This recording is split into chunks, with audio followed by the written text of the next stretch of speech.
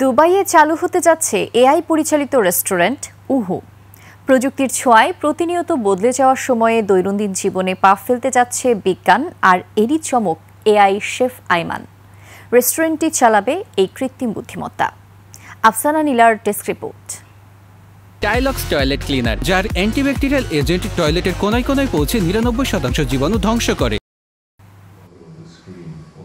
Menu থেকে শুরু করে পরিবেশন আর পরিষেবা পর্যন্ত সবকিছু ডিজাইন করবে একজন এআই শেফ। জি, ঠিকই শুনছেন, কৃত্রিম বুদ্ধিমত্তা বা এআই প্রযুক্তির চর্চায় এবার দুবাইয়ে চালু হচ্ছে এআই শেফ পরিচালিত নতুন এক রেস্টুরেন্ট।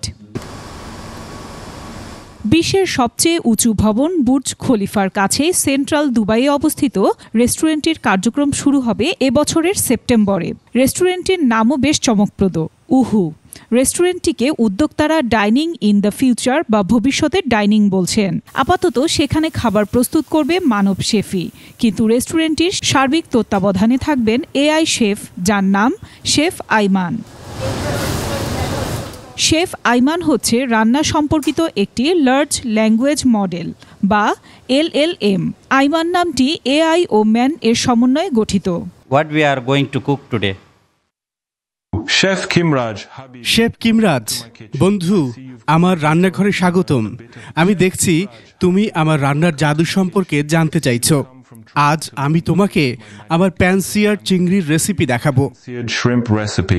রেস্টুরেন্টটির প্রতিষ্ঠাতাদের একজন আহমেদ ওয়তুন চাকির জানিয়েছেন যে শেফ আইমান নামের এআই মডেলকে কয়েক দশকের খাদ্যবিজ্ঞান সম্পর্কিত গবেষণা, আণবিক গঠনের ডেটা এবং বিশ্বের হাজার হাজার রান্নার রেসিপি ব্যবহার করে প্রশিক্ষণ দেওয়া হয়েছে।